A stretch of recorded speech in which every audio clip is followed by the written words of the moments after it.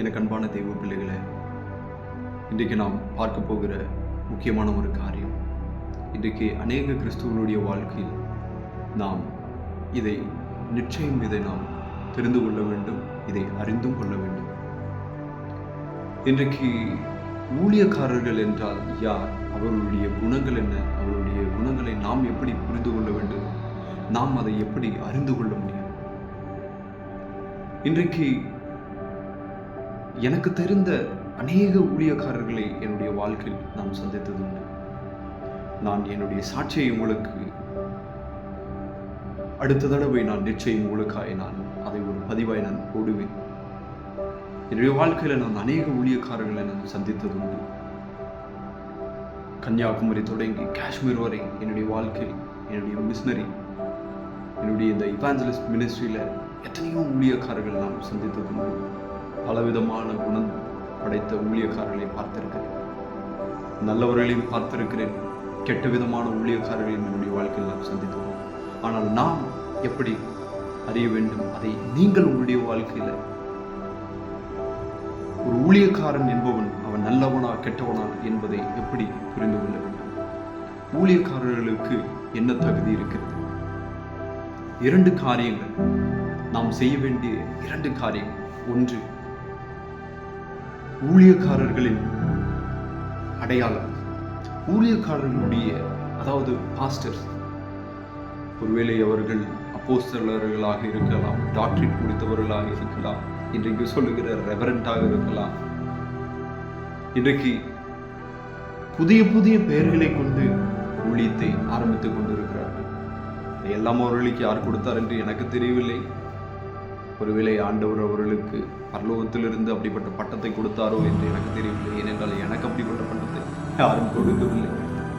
ஆண்டவர் என்னை ஊழியக்காரனே என்று சொல்லிதான், என்னை மகனே என்றுதான் என்னை அழைத்தார்.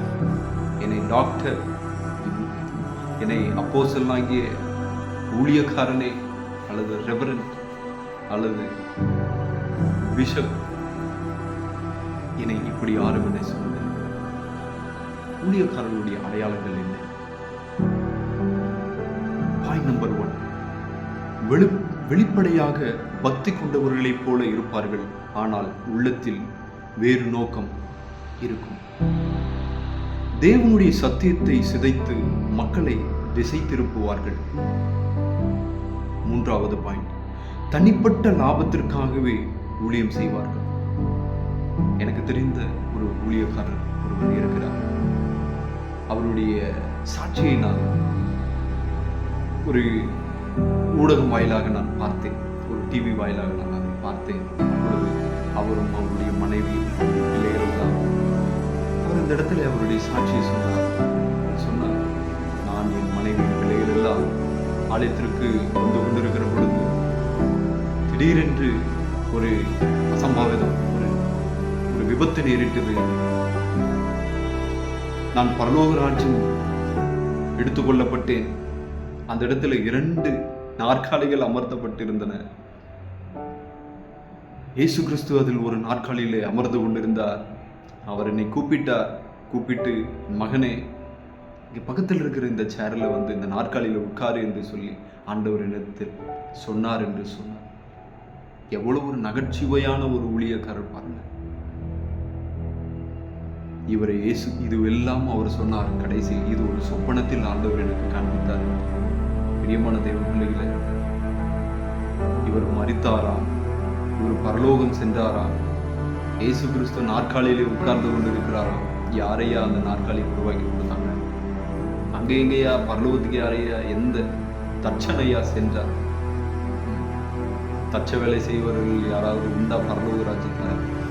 2 நாற்காலி இருந்தாலும் வேறு 3 நாற்காலி ஒன்று ஆண்டு கிடையாது, 2 நாற்காலி தான் இருந்தது. ஒன்று இயேசு கிறிஸ்துக்கு, மற்றொன்று இந்த ஊழியக்காரர். ஆண்டவர் சொன்னாரா, என் மகனே, என் மகளே, குடும்பத்தில் இருக்க எல்லாம் செத்துட்டீங்க, நீ என் ஊழியத்தை எப்படியெல்லாம் செஞ்ச தெரியுமா? மற்ற ஊழியக்காரர்களோட நீ தாண்டா கனமான ஊழியத்தை செஞ்சப்பா, நீ என் பக்கம் வந்து உட்கார் அப்படின்னு சொல்லி இவரை உட்கார வச்சுட்டு தான் இயேசு கிறிஸ்துவை உட்கார்ந்தார். எவ்வளவு ஒரு புத்தகம், எவ்வளவு ஒரு நாகரிகமான ஒரு சாட்சி. இப்படியெல்லாம் நீங்கள் மற்றவர்களுக்கு பிரசங்கம் செய்யும் பொழுது இது ஒரு கேலி கூத்தாக மாறிவிடும். வேதம் உங்களுக்கு இதுதான் சொல்லுகிறதா? என்னையே அல்லாமல் பிதாவினிடத்தில் யாரும் வர முடியாது என்று ஆண்டவர் சொல்லியிருக்கிறார். அப்போ எப்படி உங்களால பரலோகத்துக்கு போன, இன்னும் ஆண்டவருடைய 2ஆம் வருகையும் வரல, இன்னும் நியாய தீர்ப்பு நாள் வரல, எதுவுமே இல்லை. ஆனா இவர் டைரக்டா எடுத்துக்கொள்ளப்பட்டார். இவருக்கு சேர் எடுத்து போட்டார். இன்னைக்கு நான் தான் மிகப்பெரிய ஊழியக்காரன் என்று ஆண்டவர் எனக்கு என்ன பண்ணினார். இது நம்ம சொன்ன அவர்களின் அடையாளத்தில் ஒன்று, முதல் அடையாளம். இப்படியெல்லாம் சொல்லுவார்கள். ஏனென்றால் நாம் வாசித்தது போல தனிப்பட்ட லாபத்திற்காக ஊழியம் செய்கிற ஒரு குரூப் இது. ஏன்னா இது தனிப்பட்ட ஒரு லாபம். இப்படியெல்லாம் ஆண்டவர்கிட்ட நான் பேசுறேன். இன்னொரு ஊழியக்காரர், அவர் மிகவும் பிரசித்தி பெற்ற ஒரு ஊழியக்காரர். நம்முடைய இந்திய தேசத்தில் மாத்திரமல்லாமல் வெளிநாடுகளிலும் அவர் ரொம்ப பிரசித்தி பெற்ற ஒரு ஊழியக்காரர். அவருடைய புஸ்தகத்தையும் அவருடைய சாட்சிகளையும் நான் கேள்விப்பட்டதுண்டு. அவரும் இப்படிதான் சொல்லுவார். ஆண்டவரிடத்தில் நான் சென்றேன், ஆண்டவர் என்னை கூப்பிட்டு அவர் மடியில் என்னை உட்கார வைத்தார், ஆண்டவர் எனக்கு முத்தம் கொடுத்தார், ஆண்டவரும் நானும் பல மணி நேரம் உரையாடினோம், ஊழியத்தை குறித்து விசாரித்தார், என் குடும்பத்தை குறித்து விசாரித்தார், நீ ஒன்றும் கவலை கொள்ளாதே, நான் உன்னோடு கூட இருக்கிறேன் என்று ஆண்டவர் என்னிடத்தில் ஆறுதல் சொன்னார்.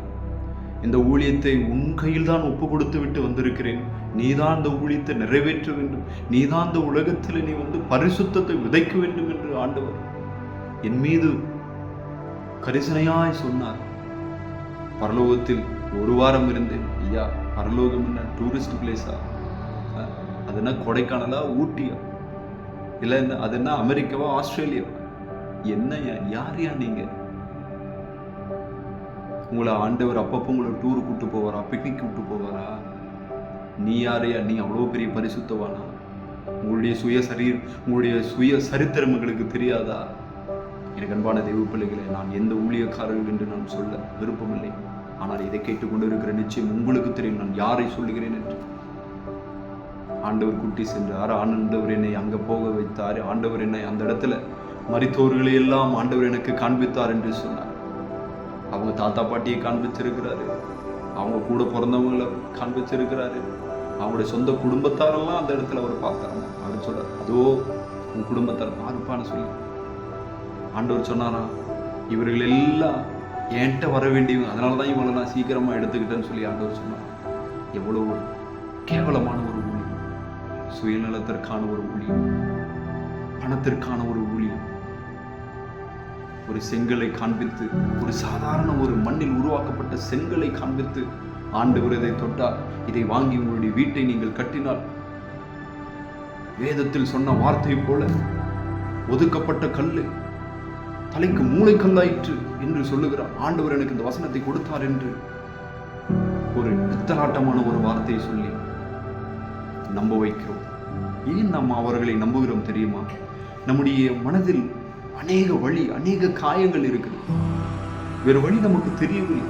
யாராவது உடைந்து போன நம்முடைய இந்த உள்ளத்தில் ஒரு நல்ல வார்த்தைகளை, தேவனுடைய வார்த்தைகளை சொல்லுவார்களா, பிரசங்கிப்பார்களா என்று ஏங்கிக் கொண்டிருக்கிற பொழுது, இப்படிப்பட்ட தவறான உபதேசங்கள் நம்முடைய வாழ்க்கையில் வரும் பொழுது இயேசு கிறிஸ்துவை நாம் மறந்து விடுகிறோம். அவருடைய நல்ல உபதேசங்களை நாம் மறந்து விடுகிறோம். இப்படிப்பட்ட கள்ள தீர்க்கதரிசிகளையும் கள்ள தீர்க்க தரிசனம் செய்கிற ஊழியக்காரர்களையும் நாம் முழுமையாக நம்பி நம்முடைய வாழ்க்கை நாம் இழந்து போய் விடுகிறோம். பரிசுத்தம் என்றால் என்னவென்று கூட நாம் மறந்து போய் விடுவோம். கடைசியில் நியாய தீர்ப்பு நாளில் நீங்களும் நானும் தான் கைகட்டி நிற்கணும். அன்றைக்கு இந்த ஊழியக்காரர், குறிப்பிட்ட இந்த ஊழியக்காரர்கள் இருக்கிறார்கள் அல்லவா, அவர்கள் எங்க இருப்பாங்க? பரிசுத்தவான் இயேசு கிறிஸ்து பக்கத்து சேர்ல உட்கார்ந்துட்டு இருப்பாங்களா? நீங்களும் நானும் சொல்றது கூட நகைச்சுவாய் அந்த எண்ணெய் கொப்பரையில தான் இருப்பாங்க. எனக்கு அன்பான தெய்வ பிள்ளைகளே, ஆண்டவருடைய ஆக்கினைக்கு மறுபடியும் சொல்லுகிறேன், ஆண்டவருடைய அந்த ஆக்கினைக்கு நீங்கள் மாட்டுவீங்க. தவறான உபதேசத்தை, ஊழியக்கார பிள்ளைகளே, தவறான உபதேசத்தை விசுவாசிமார்கள் மத்தியில விதைக்காதீங்க. யாருமே எங்க ஆண்டவர் இன்னும் பார்த்ததில்லை. பழைய ஏற்பாட்டு புஸ்தகத்திலிருந்து புதிய ஏற்பாட்டு புஸ்தகம் வரை இயேசு கிறிஸ்துவை முகமுகமாய் தரிசித்தவர்கள் ஒருவரும் இல்லை. இயேசு கிறிஸ்து இந்த உலகத்தில் 33 வருடம் வாழ்ந்தார். அவர் ஒரு மனித சாயலாகத்தான் வாழ்ந்தாரே தவிர அவர் இயேசு கிறிஸ்துவாய் அவருடைய சுபாவமாய் அவராய் இருந்தவர் வாழவில்லை. அவரை வழிநடத்தினவர் ஆவியானவர், அவரை வழிநடத்தினவர் பரம தேவன். ஒரு மனித சாயலை அவருக்குள்ள கொடுத்து அந்த ஆவியை தேவனும் ஆவியானவரும் அதை வழிநடத்தினார்கள். இயேசு கிறிஸ்துவை தரிசித்தவர்கள் இந்த உலகத்தில் யாருமே இல்லை என்பான தேவன். சில நேரத்தில் ஒரு சிடி ஊழியக்காரர்கள் இருக்கிற ஒரு சிடி கேசட்டை கொடுத்து இதை தொட்டால் நோய் சரியாகும், இந்த எண்ணெயை தொட்டு உங்க நெற்றியில சிலுவை போட்டால் நோய் சுகமாயிடும், குடும்பத்துல கடன் தொல்லை மாறிவிடும். ஹலோ, சிலுவை என்னையா சிலுவை போட்டா உன் வாழ்க்கையில் இருக்கிற எல்லா கஷ்டமும் ஓடிடுமா? உனக்கு குழந்தை பாக்கியம் கிடைச்சிடுமா? உன்னுடைய கேன்சர் சரியாயிடுமா? சிலுவை என்பது அது ஒரு கோரமான ஒரு மரணம். இயேசு கிறிஸ்து வாழ்ந்த அந்த காலகட்டத்தில் சிலுவை மரணம் என்பது, சிலுவை என்பது அது மிகவும் கொடுமையான பாவத்தை செய்தவர்களுக்கு கொடுக்கப்பட்ட ஒரு சின்னம்தான் இந்த சிலுவை. இந்த சிலுவை நிறைய பேர் சிலுவை போட்டுட்டு சிலுவை போடுங்க சிஸ்டர், சிலுவை போடுங்க பிரதர், இந்த ஆயில வையுங்க, இதை நீங்க போட்டீங்கன்னா 3 வேளையும் போட்டீங்கன்னா உங்களுக்கு எல்லாம் சரியாயிடும். தவறான உபதேசம். அப்படிப்பட்டவர் உங்களிடத்தில் வருகிற விசுவாசிமார்களுக்கு வசனத்தை சொல்லுங்க. உங்களுக்கு லட்சக்கணக்கான வசனங்கள் உங்களுடைய கையில் ஆண்டவர் கொடுத்திருக்கிறார். உங்களால் ஏன் அந்த நொறுங்குண்ட இருதயத்தின் நறுங்குண்ட மனமும் உள்ளவர்களுக்கு ஏன் உங்களால் ஒரு நல்ல ஆறுதலான வசனங்களை சொல்ல முடியவில்லை? கேசட்டை கொடுத்தா உங்களுக்கு சுகப்படுத்துறீங்க, ஒருத்தர் கையை வச்சா கீழே விழுறாரு, சுத்தி ஒருத்தர் விழுறாரு, ஒருத்தர் அந்நிய பாஷை பேசுறதுனால ஒருத்தர் மயங்கி கீழே விழுகிறாரு, ஒருத்தர் அவருடைய கோட்டை கழட்டி ஒருத்தர் அடிக்கிறாரு, ஒருத்தர் ஷூவை கழட்டி அடிக்கிறாரு. ஹலோ, ஆண்டவர் உங்களுக்கு இப்படிப்பட்ட ஒரு ஊழியத்தை அவர் காட்டவில்லையே. ஒரு பெண்மணி, தீராத வியாதியாய் இருந்த ஒரு பெண், ஆண்டவருடைய சால்வையின் ஓரத்தை தொட்டாலாகில், ஆண்டவருடைய வஸ்திரத்தின் ஓரத்துல தொட்டாவாச்சு எனக்கு சுகம் கிடைக்குமா என்று தன்னுடைய உள்ளத்துல அவ ஏங்குனா. அவளுக்குள்ள விசுவாசம் பிறந்தது. பிற்பாடுதான் அந்த விசுவாசத்தின் பிரதிபலனாகத்தான் அவளுக்கு ஆசீர்வாதம் கிடைத்ததே தவிர ஆண்டவர் உடுத்தியிருந்த அந்த ஆடையில் ஆசீர்வாதங்கள் இல்லை. அந்த மகளின் விசுவாசம், ஆண்டவர் சொன்னால், மகளே உன் விசுவாசம் உன்னை ரட்சித்தது என்றார். பிரியமான தெய்வ பிள்ளைகளை, வசனத்தை வசனமாய் போதியுங்கள். ஆண்டவருடைய அவருடைய செருப்பிலோ அல்லது துணியிலோ அல்லது முடியிலோ ஆசீர்வாதம் இல்லை. அவர்களுடைய விசுவாசம். 38 வருடமாய் படுத்து படுக்கையாயிருந்த குருடன் விசுவாசத்தோடு கேட்கிறான், நீ சுகம் பெற விரும்புகிறாயா என்று கேட்டார். ஆமெனை சுகப்படுத்தும் என்று சொல்லுகிறான். அவன் விசுவாசத்தோடு கேட்கிறான். விசுவாசம். இன்னைக்கு நீங்களும் விசுவாசத்தால் தேவனுடைய மகிமை காண்பீர்கள். ஏன் மற்ற ஊழியக்காரர்களை நம்பி உங்களுடைய வாழ்க்கை நீங்களும் ஏமாந்து போய்விடுங்கள்? இப்படிப்பட்ட கள்ள தீர்க்கதரிசிகள் மத்தியில் நீங்களும் உஷாராயிருங்கள். எந்த உங்களுடைய வேதத்துல பழைய ஏற்பாடா இருக்கட்டும், புதிய ஏற்பாடா இருக்கட்டும், கெட்ட உபதேசங்களை நம்பி விழுந்து போகாதீர்கள். இன்னைக்கு ஊழியக்காரர்களுக்கு எப்படியெல்லாம் பிரசங்கம் பண்ணணுமோ, எப்படியெல்லாம் கள்ள உபதேசத்தை சொல்லி நம்முடைய ஆலயத்திற்கு ஜனங்களை சேர்த்தணுமோ அந்த வேலைகளை அவர்கள் பார்க்க தொடங்கி விட்டார்கள். கேட்டா, என் ஊழியத்துல நான் 1 லட்சம் சர்ச்சை கட்டணும், என் ஊழியத்துல நான் 10 லட்சம் சர்ச்சை கட்டணும், என் ஊழியத்துல இவ்வளோ கோடி மக்களை நான் சேர்த்தணும். ஆனா அவங்க வீட்டு முன்னாடி Benz car, Audi car, Porsche car, விதவிதமான காரு, பைக்கு, அவங்க பிள்ளைகள் எல்லாம் சுகபோகமான வாழ்க்கை வாழலாம். அதுவே ஆலயத்திற்கு வருகிற பிள்ளைகள் நீங்க ஏதாவது வைத்திருந்தா பொன் மீதும் பொருள் மீதும் ஆசை கொள்ளாதிருங்கள், ஏனென்றால் ஆண்டவர் இவைகளை வெறுக்கிறார் என்று சொல்வது. அவர்கள் சுகபோகமாய் அவங்க ஃப்ளைட்ல போகலாம், கப்பல்ல போகலாம், வெளிநாட்டுல போயிட்டு வீடு வாங்கலாம், பங்களா வாங்கலாம், என்ன வேணாலும் வாங்கலாம், அவங்க சுகமான வாழ்க்கையை வாழலாம். ஆனா ஊழியக்காரர்கள், ஆனால் விசுவாசிமார்கள் நம்முடைய வாழ்க்கையில் ஏதாவது அப்படி நம்முடைய வேண்டுதல்கள் இருந்தால் இப்படியெல்லாம் வேண்டக்கூடாது. ஆண்டவருக்கு இது பிடிக்காது. பொண்ணையும் பொருளையும் அவர் ஆண்டவர் வெறுக்கிறார். ஆண்டவரிடத்தில் எடுத்துட்டு வந்து கொட்டுங்க, எல்லாத்தையும் எடுத்துட்டு வந்து காணிக்க பாக்ஸ்ல போடுங்க. சில நாட்களுக்கு முன்பதாக நான் ஒரு மீட்டிங் சென்றிருந்தேன். சென்னையிலிருந்து ஒரு தீர்க்கதரிசி என்று ஒரு ஊழியக்காரர் வந்தார். அவர் சொன்னார், அவருடைய முடிவு ஜபத்தில், என்னுடைய ஊழியத்தை நான் இப்படியாய் செய்து கொண்டிருக்கிறேன், நான் ஆர்எஸ்எஸ், நான் இப்படி வாழ்ந்தேன், நான் அப்படி இருந்தேன், இப்படி இருந்தேன், என்னுடைய ஊழியத்தை நான் விட்டுவிட்டேன். என்னுடைய ஊழியத்தில் நான் என்ன செய்கிறேன் தெரியுமா? என்னுடைய சண்டே சர்வீஸ்ல என்னுடைய ஜபம் எப்படி இருக்கும் தெரியுமா? நான் சொன்னேன், எப்படி இருக்கும் என்று ரொம்ப ஆர்வத்தோடு கேட்டுக்கொண்டேன். கடைசியில் அவர் சொன்னார், காணிக்க பகுதி வரும் பொழுது அவர் சொன்னார், கொடுங்கள் அப்பொழுது உங்களுக்கு கொடுக்கப்படும் என்று சொன்னார். நான் ரொம்ப சந்தோஷப்பட்டேன். ஒருவேளை கொடுங்கள் என்று கொடுக்க சொன்னார், கண்டிப்பாக நம்ம கொடுப்போம்.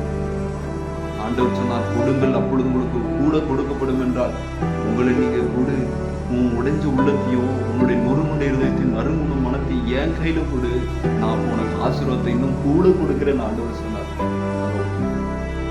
உங்களுக்கு கூட கொடுக்கிறேன் என்று ஆண்டவர் ஆசீர்வாதத்தை தான் சொன்னார். உங்களை அவர் கொடுக்க சொன்னதும் உங்களை தான் அவர் கொடுக்க சொன்னார். அவர் காசு பணத்தை கொடுக்க சொல்லல. ஆனா அவர் என்ன தெரியுமா சொன்னாரு? இன்னைக்கு எல்லா ஊழியக்காரங்களும் இப்படிதான் பிரசங்கம் பண்றாங்க. ஆண்டவர் கொடுக்க சொன்னார். ஹலோ மிஸ்டர், ஆண்டவர் உங்களை கொடுக்க சொன்னது காரையோ பங்களாவையோ. ஒருத்தர் சொன்னார், எனக்கு விசுவாசியை பார்த்து சொன்னாராமா, ஆண்டவர் உங்களை இந்த மாசத்துல எனக்கு ஒரு கார் வாங்கி கொடுக்க சொன்னார், ஒரு பங்களா வாங்கி கொடுக்க சொன்னார். எந்த இயேசு கிறிஸ்தியா சொன்னார் உங்களுக்கு? நான் என்னுடைய அந்த சாட்சியை நான் சொல்லி முடித்து விடுகிறேன். அந்த சென்னை போதகர் அவர் கடைசியில சொன்னார், கொடுங்கள் அப்பொழுது கொடுக்கப்படும் என்று வேதம் சொல்லுகிறது. அதனால் என்ன பண்ணணும்? உங்களுடைய காதல கையில மூக்கில் இருக்கிறது எல்லாத்தையும் எடுத்துட்டு வந்து போடுங்க காணிக்கப்பட்டியில. எல்லா ஆண்களும் அவருடைய பர்ஸ் எடுத்துட்டு வந்து போடுங்க காணிக்கப்பட்டியிலன்னு சொல்லி அவர் ஜபிக்க ஆரம்பித்தார். கடைசியில் நானும் ஒருவனாய் எங்கே நின்றிருந்தேன். நான் என்ன செய்தேன் தெரியும்? இது தவறான கள்ள போதகம், இவருக்குள்ள ஒரு கெட்ட குணம் வந்துவிட்டது, இந்த பேராசைக்காரன் இடத்திலிருந்து நாம் தப்பித்து விட வேண்டும் என்று அவர் கண்ணை மூடி ஜபித்து, எல்லாரும் அங்க இருக்கிறவர்கள் எத்தனையோ பேர் எடுத்திருக்கும் அவங்களுடைய செயினையும் காதல மூக்கில் இருக்கிறது எல்லாத்தையும் எடுத்துட்டு போய் போட்டாங்க. ஆனால் அவர் ஜபிக்க வேலையில எந்திரிச்சு நான் போயிட்டேன். என்னுடைய வண்டி வாகனத்தை எடுத்துக்கொண்டு என்னுடைய வீட்டுக்கு நான் திரும்பி போய்விட்டேன். நான் அழுது கொண்டே போனேன். ஆண்டவரே, இப்படிப்பட்ட ஒரு கள்ள போதனை, இப்படிப்பட்ட ஒரு கள்ள ஊழியர்கள் ஏன் ஆண்டவரே இன்னமும் இருக்கிறார்கள்? அதற்கு தான் வேதம் சொல்லுகிறது. மத்தேயு எழுதின நற்செய்தி நூலில் 7ஆம் அதிகாரம் 15ஆம் வசனம் சொல்லுகிறது, கள்ள தீர்க்கதரிசிகளுக்கு எச்சரிக்கையா இருங்கள், அவர்கள் ஆட்டுத்தோலை போர்த்தி கொண்டு உங்களிடத்தில் வருவார்கள், உள்ளத்திலோ அவர்கள் பட்சிக்கிற ஓனாய் என்று. எனக்கு அன்பான தெய்வ பிள்ளைகளை, கள்ள தீர்க்கதரிசிகள் அவர்கள் உள்ளத்திலோ பட்சிக்கிற ஓனாய்கள். அடுத்து இரண்டாவது, நாம் முதலாவது ஊழியக்காரர்களின் அடையாளத்தை பார்த்தோம். இரண்டாவது, நாம் என்ன செய்ய வேண்டியது? நாம் என்ன செய்ய வேண்டும் என்றால், இப்படிப்பட்ட ஊழியக்காரர்களிடத்திலிருந்து நாம் தப்பிக்க வேண்டும், நாம் ஜாக்கிரதையாக இருக்க வேண்டும் என்றால், முதலாவது பாயிண்ட், தேவனுடைய வார்த்தையை சோதித்து பார்க்க வேண்டும். ஆண்டவர் தேவனுடைய வார்த்தை என்பது வேதம். வேதத்தில் அநேக வசனங்கள் குறிப்பிட்டு நமக்கு ஆண்டவர் சொல்லியிருக்கிறார். ஆண்டவருடைய வேத வார்த்தையையும் அவர்களுடைய பிரசங்கத்தையும் ஒப்பிட்டு பார்க்க வேண்டும். இரண்டாவது பாயிண்ட், ஜபத்திலும் பரிசுத்த ஆவியிலும் வழிநடத்துதலிலும் கவனமாய் இருக்க வேண்டும். மூன்றாவது, உண்மையான ஊழியக்காரர்களை அவர்களின் வாழ்க்கை மற்றும் செயல்கள் மூலமாகவே அறியலாம். உண்மையான ஊழியக்காரர்கள் என்றால் 2 காரியத்தில் அவர்களை நாம் ஐடென்டிஃபை பண்ணிவிடலாம், அவர்கள் அடையாளங்களை கண்டு கொள்ளலாம். முதலாவது அவர்களுடைய வாழ்க்கை, இரண்டாவது அவர்களுடைய செயல்கள். இந்த 2ஐ வைத்து அவர்களை நாம் யார் என்று கண்டுகொள்ள முடியும். மத்தேயு 7:16 நீங்கள் பார்ப்பீர்கள் என்று சொன்னால், அவர்களுடைய கனிகளினாலே அவர்களை அறிவீர்கள், முச்செடிகளில் திராட்சை பழங்களையும் முட்பூண்டுகளில் அத்திப்பழங்களையும் பறிக்கிறார்களா? முதலாவது பாயிண்ட் 16, முதலாவது பாயிண்ட் இப்படியா சொல்லுகிறது, அவர்களுடைய கனிகளினாலே அவர்களை அறிவீர்கள். எஸ், அவர்களுடைய கனிகள் என்றால் என்ன? அவர்களுடைய வாழ்க்கை மற்றும் அவர்களுடைய ஊழியங்களின் செயல்கள், அவர்களுடைய பிரசங்கங்கள், இதுதான் செயல்கள். நான் சொன்ன பத்தி ஆரம்பத்துல ஒரு சில ரெண்டு ஊழியக்காரங்களை நிறைய லிஸ்ட் இருக்கு. நான் பரலோகத்துக்கு போனேன்னு சொல்லி நிறைய ஊழியக்காரங்க இருக்கிறாங்க. பத்தி ஆண்டவர் இந்த செங்கலை தொட்டாரு, மண்ணை தொட்டாரு, இதை உங்ககிட்ட கொடுக்க சொன்னார், இந்த சால்வையை வாங்க சொன்னார், இதை வாங்க சொன்னார்னு சொன்னாங்க. பத்தியா, இவர்கள் எல்லாம் இப்படிப்பட்டவர்களுடைய கள்ள தீர்க்கதரிசிகளுடைய வாழ்க்கை வரலாறு என்னவென்பதை நாம் ஆராய வேண்டும். இவங்களை திருத்த முடியாது, இவர்கள் திருந்தவும் மாட்டார்கள். திருந்த வேண்டியது இவர்கள் அல்ல, திருந்த வேண்டியது நாம், நீங்கள் தான். ப்ளீஸ் மனம் திரும்புங்க. தேவனுடைய ராஜ்யம் சமீபமாக இருக்கிறது. வேதம் சொல்லுகிறது, அறுவடையோ மிகுதி, ஆட்களோ குறைவு. எனக்கு அன்பான தெய்வ பிள்ளைகளை, அறுவடையோ மிகுதி என்பது ஊழியம் செய்வது நிறைய இருக்கு, ஊழியம் செய்ய நிறைய இருக்கு. நாட்டுக்கு நாடும், தேசத்திற்கு தேசமும் சண்டையும் சச்சரவும் போரும் இருக்கிறது. இன்றைக்கு எத்தனையோ மக்கள் தேவனை அறியாமல் வாழ்ந்து கொண்டு இருக்கிறார்கள். அழைக்கப்பட்டவர்களோ அநேகர், தேவனுக்காய் தெரிந்து கொள்ளப்பட்டவர்கள் சிலர் தான். இன்னைக்கு நீங்களும் நானும் தான் தெரிந்து கொள்ளப்பட்டிருக்கிறோம். இன்னைக்கு ஆண்டவரை அறியாமல் வாழ்ந்து கொண்டிருக்கிறவர்கள் அநேகர் இருக்கிறார்கள். அவர்களுக்கெல்லாம் எப்படி இந்த உண்மை சத்தியம் செல்லும்? இப்படிப்பட்ட ஒரு கள்ள தீர்க்கதரிசிகள் இருந்தால், இப்படிப்பட்ட கள்ள தீர்க்கதரிசிகளுடைய வார்த்தைகளை நீங்களும் கேட்டால் நிச்சயம் ஆண்டவருடைய சத்தியம் ஒருபோதும் வெளிப்படாது. நீங்கள் கொஞ்சம் ஜாக்கிரதையாக இருக்க வேண்டும். தவறான உபதேசம் இருக்கிற இடத்திலிருந்து நில்லுங்க. உங்களுடைய வீட்டுல முழங்கால் படிட்டு ஜபம் பண்ணுங்க. வேற ஏதாவது ஒரு ஊழியக்காரர்கள் இருந்தாலும் அந்த இடத்துல அவங்க ஒரு சின்ன ஷெட்டு போட்டிருந்தாலும் கூட அவங்க சர்ச்சுக்கு போங்க. ஒரு ஓலை குடிசை இருந்தாலும் கூட பரவாயில்ல, அந்த சர்ச்சுக்கு போங்க. அங்க உண்மையா பிரசங்கம் பண்ணா அந்த சர்ச்சில் அந்த பாஸ்டருடைய வார்த்தைக்கு நீங்க கேட்டு நீங்க அந்த இடத்துல உங்களுடைய பரிசுத்த வாழ்க்கையை நீங்க தொடரலாம். இன்னைக்கு மாடர்ன் உலகம் ஆயிடுச்சு. ஏசி போட்டிருக்கிறாங்க சர்ச்சில், அந்த சர்ச்சுக்கு தான் போகணும். Car BMW car, Benz car, Audi, Rolls Royce car நிக்கிற நான் சர்ச்சுக்கு தான் நான் போவேன். ஜீன்ஸ் பேண்ட் போடுற சர்ச்சுக்கு தான் நான் போவேன். லக்ஸுரியான சர்ச்சுக்கு தான் நான் போவேன். ரொம்ப பிரசித்தி பெற்ற ஊழியக்காரர்களுடைய சர்ச்சுக்கு தான் நான் போவேன். யாரை வேணாலும் கேளுங்க. ஐயோ எங்க பாஷ டிவியில் வரும், ஐயோ எங்க பாஷ அமெரிக்கா போயிருக்காரு, எங்க பாஷ இந்த நாடு போயிருக்காரு, லண்டன் போயிருக்காரு, சுவிட்சர்லாந்து போயிருக்காரு. ஹலோ, உங்க பாஷ எந்த ஊரு போனாலும் சரி, அவர் பரலோகம் போவாரா? நாடு விட்டு நாடு, கண்டம் விட்டு கண்டம் தாவ நினைச்சு அவருக்கு பரலோகம் கிடைக்குமான்னு அவரை கேளுங்க. அவரால் பரலோகம் போக முடியுமா? நியூயார்க் சிட்டியில போயிட்டு செல்ஃபி எடுப்பாரு, ஆனா பரலோகம் போயிட்டு அவரால் செல்ஃபி எடுக்க முடியுமா? பரலோகம் போயிட்டு செல்ஃபி எடுத்து அனுப்ப சொல்லுங்க. ChatGPT வேணா செஞ்சு தரோம், கூகுள் வேணா உங்களுக்கு செஞ்சு தரோம். ஆனா ரியாலிட்டி, உண்மையில் அவரால் முடியாது. பிரசித்தமான ஊழியக்காரர்களை நம்பி உங்களுடைய வாழ்க்கை இழந்து விடாதீர்கள். இன்றைக்கு எத்தனையோ பிரசித்தம் என்ற பெயரில், இன்றைக்கு வல்லமையுள்ள ஊழியக்காரன் என்ற பெயரில் மோசமான வழிகளை, மோசடி என்ற ஒரு வழிகளையும் நாடிக்கொண்டிருக்கிறார். இன்னைக்கு நம்ம நியூஸ் சேனல், எத்தனையோ நியூஸ் சேனல் பார்க்கலாம், ஆண்டவருடைய பேருக்கு மிகவும் கெட்ட அவப்பெயரை உருவாக்கி கொண்டிருக்கிறார்கள். இந்த பதிவை நான் ஏன் போடுகிறேன் தெரியுமா? என்னுடைய உள்ளம் உறைந்து போகிறது. சில நேரத்தில் நான் மிகவும் சிறு வயதிலே ஆண்டவருடைய ஊழியத்திற்கென்று நான் ஒப்பு கொடுத்தேன். என்னுடைய இளம் வயதிலே நான் 3ஆம் வகுப்பு படிக்கும் பொழுது என்னுடைய வாழ்க்கையில் நான் ஆண்டவரிடத்தில் சொன்னது ஒன்றுதான், ஆண்டவரை உமக்கென்று ஏதாவது நான் செய்ய வேண்டும் என்று ஆண்டவரிடத்தில் சொன்னேன். நிச்சயம் ஒரு நாள் என்னுடைய சாட்சி உங்களுக்கு பதிவை போடுவேன். இதை நான் சீக்கிரம் முடிக்க விரும்புகிறேன். இப்படி என்னுடைய வாழ்க்கையில நான் மிக எளிமையான ஒரு வாழ்க்கையை நான் வாழ்ந்து, என்னுடைய சிறு வயதிலிருந்து உண்மையும் உத்தமத்தையும் என்னுடைய தாய் தகப்பனும் இந்த வேதம் எனக்கு கற்றுக் கொடுத்தது. இதையெல்லாம் பார்க்கும் பொழுதுதான், இப்படிப்பட்ட ஊழியக்காரர்களை பார்க்கும் பொழுது மனம் எனக்கு வலி.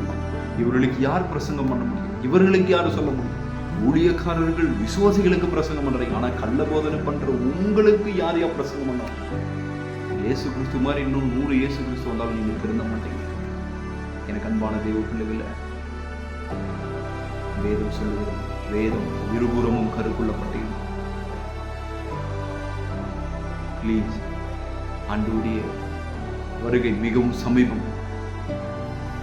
புகழ்பெற்ற ஊழியக்காரர்களை நம்பி, அவர்களுடைய கள்ள போதகத்தை நம்பி வாழ்க்கையில் இருந்து விடாதீர்கள். நான் சொன்ன இந்த இரண்டும், அவருடைய அடையாளங்களை கண்டுபிடியுங்கள்.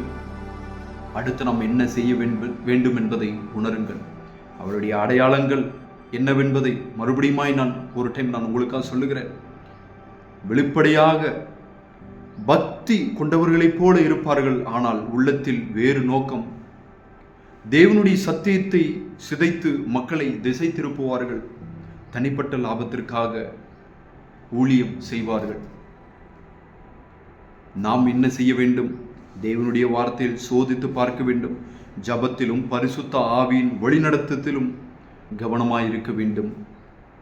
அவர்களின் வாழ்க்கையும் அவர்களின் செயல்களையும் நாம் கண்காணித்து அறிந்து அவருடைய போதகத்தை நாம் கையாள வேண்டும். கடைசியாக மத்தேயு 7:22 ஆண்டவர் இப்படியாய் சொல்லுகிறார், அந்நாளிலே அநேகர் என்னை நோக்கி, கர்த்தாவே கர்த்தாவே, உமது நாமத்தினாலே தீர்க்க தரிசனம் உரைத்தோம் அல்லவா, உம் நாமத்தினாலே பிசாசுகளை துரத்தினோம் அல்லவா, உம் நாமத்தினாலே அநேக அற்புதங்களை செய்தோம் அல்லவா என்பார்கள்.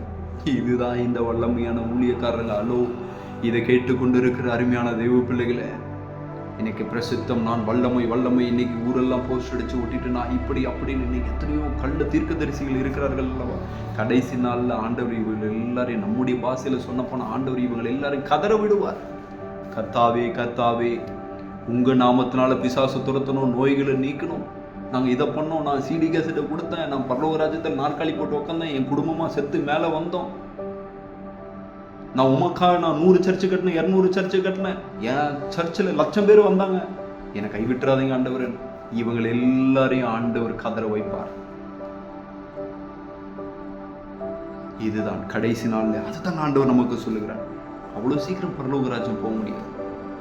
ஆண்டவர் எவ்வளவு தெளிவாய் சொல்லுகிறார் பாத்தியா?